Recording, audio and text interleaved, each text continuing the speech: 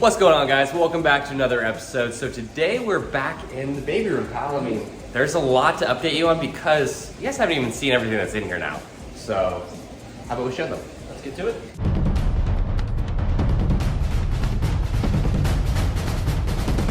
So first, we'll show the Chinese alligators.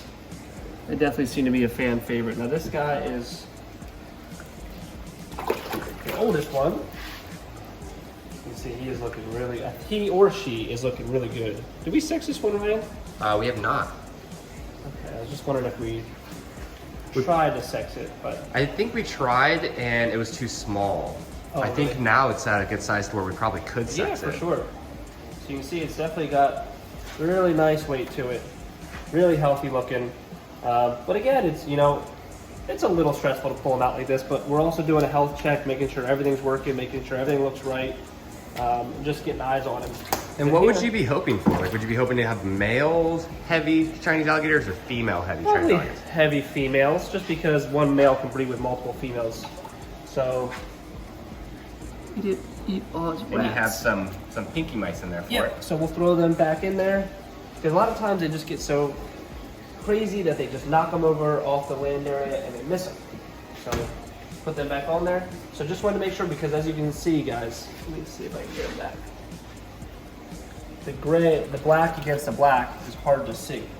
So it definitely is good to get them out and just make sure they're looking really good. Now this one's really plump. That's a year difference, right? Yep. It's almost the same size. Yeah, this one's growing quick. Come on. Let me go. Yeah, that one's big. This one's feisty. It's very food motivated. So obviously, with it eating more, definitely the growth rate is higher. Now with Chinese alligators, I don't want to heat them up too much. You know, obviously, the hotter you get, the more their metabolism is going to go. But you know, just a slow, steady growth rate is fine by me. But that one is looking really good too. Get them back in there. And how many Chinese alligators do you have now? Right now, at this moment, 1, 2, 6. 6? 6 babies. 6 babies? 6 babies, yes. So, do you want to say how many you have total? 9 total. 9 Chinese alligators. Yes, 1.2 adults, and then the babies. So And this is last year's? This is last year's, yeah. I mean, you can see, guys, they just have a much smaller or slower growth rate because they're smaller crocodilian species in total. I mean, the adults are probably, the big one's 5 foot maybe. Oh, I mean, Like if that. pushing that, like I'd 4 say foot. The female is lucky to be 3 foot. Yeah. You know? So they don't get very large. Whereas compared to like American alligators, that's gonna hit like maybe 2 foot in the first year. Oh, yeah. Like Yeah. you'd be lucky to have a 2 foot Chinese alligator in 2 to 3 years. Exactly. So you got the 3-year-old, you got the 2-year-old, you got the 1-year-old. And do you have any others? Luckily for you guys, we have a brand new baby here. So you have essentially 4 years to compare to. Exactly. So this is this year's.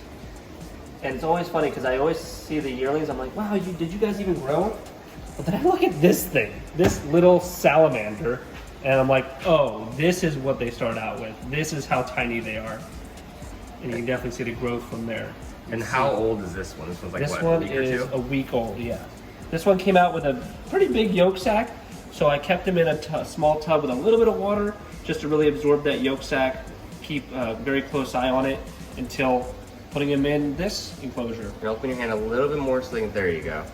So as you can see with the baby Chinese alligators, they have similar banding on the body as an American alligator, but their head is completely different. Their face stripes, like, that's unreal. It definitely does look like a tiger salamander. It does, doesn't it? Like, even the size of it, because like I said, I mean, you look at those smaller ones and they're Chinese alligators, they're actually going to be small. But then you're like, you look at this tiny little noodle, and then you realize how small they come out at. So you've produced them 4 years in a row now. So let's talk about that a little bit. Before you produced the first one a couple years back, they hadn't been produced in the US for like 25 years. Yep. And then you and one other individual produced them? Correct. 4 years ago, yes. We were the 2 that produced them that year. There's been a couple other facilities that have produced them since, but we've definitely been consistently producing them for 4 years. And now we're going to be adding another female, so it's going to be a 1.2 trio. So hopefully everything works out there, that we'll get 2 clutches next year. All right, so we have the red snapper and the hypo snapper. And luckily they just fed, so they should be less. Well, first of all, they don't even seen these, I don't think. Really? Yeah, I don't think so. So it's not all crocodilians kept in this room. No. These are little common snapping turtles. Yep. But there are morphs. Yes, this is a hypo, which most likely it's a hypo. And then this one is beautiful. This one was smaller than the hypo, a lot smaller. It is quite the beefcake now. You see how red it is below. It's a beautiful orangey red coloration. So it's cool to see what this will turn into as an adult, if it'll hold that red coloration, or if it'll hopefully not lose it, because it is a beautiful animal. It's like, put me down. They are definitely growing. This one's definitely growing a lot.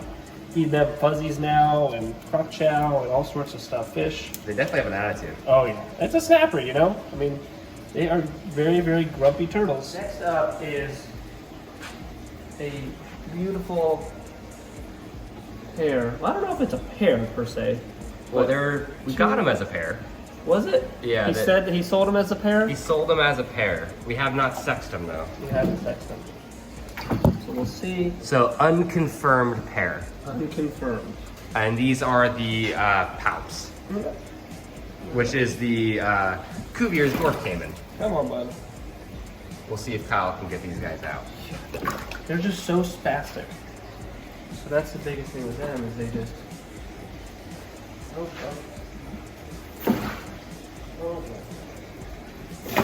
Hey, that was too close. These guys can be quite ornery. Oh yeah, they're so ornery. Hey.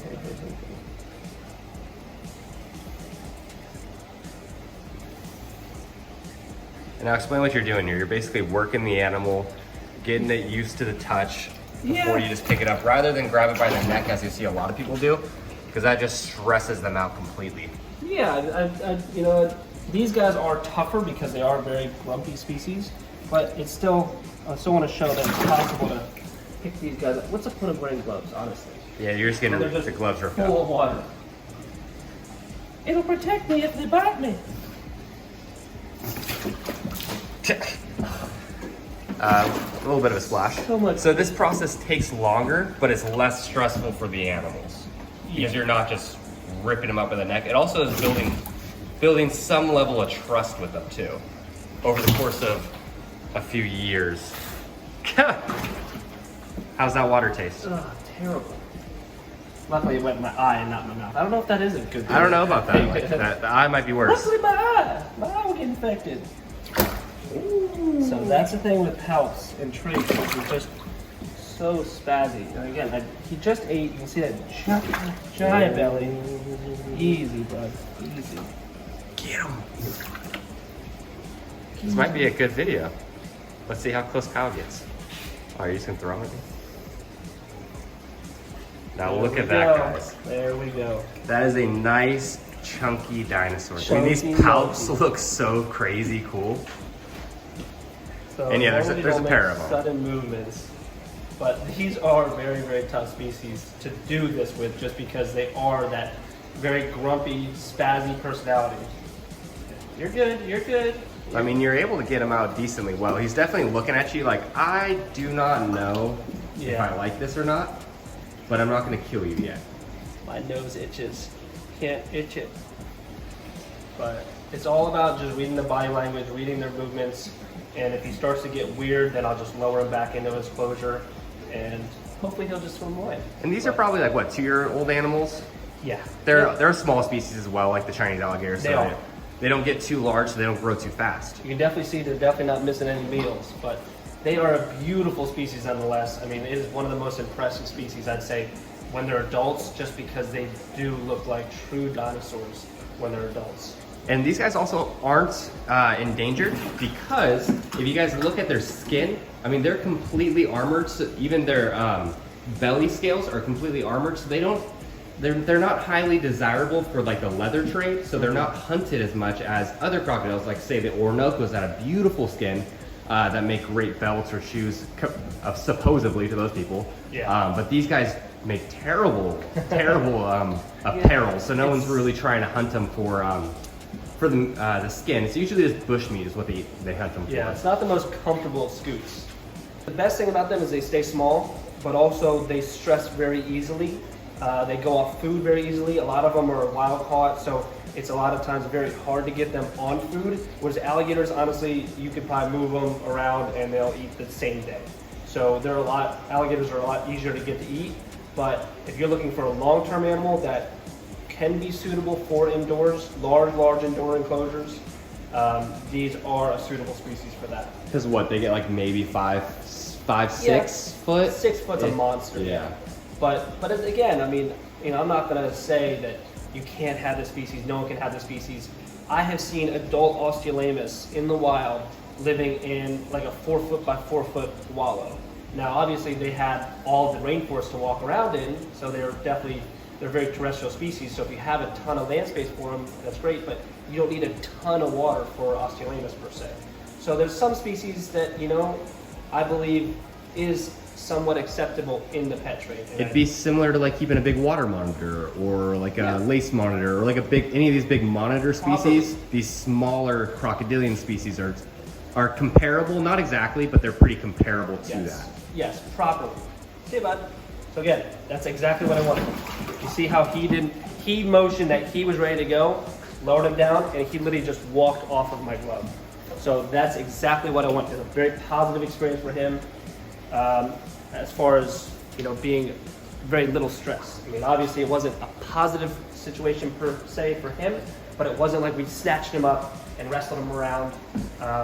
He was just sitting there, as you guys saw, for minutes on end, and then once he was like, okay, I'm done with this, we dropped him down and set him on his way. All right, guys, well, that wraps up another update on the baby room. So guys, make sure you like, comment, and subscribe to our channel, and we'll see you on the next one.